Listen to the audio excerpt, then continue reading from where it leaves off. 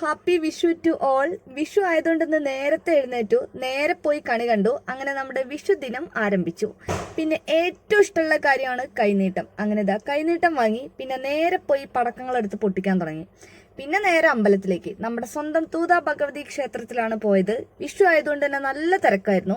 മാത്രമല്ല ഇന്നാണ് നമ്മുടെ തൂതപ്പൂരത്തിന്റെ കൊടിയേറ്റം. അതുകൊണ്ട് തന്നെ രാവിലെ അമ്പലത്തിലെ പൂജകളും മറ്റു ചടങ്ങുകളും ഒക്കെ ഉണ്ടായിരുന്നു.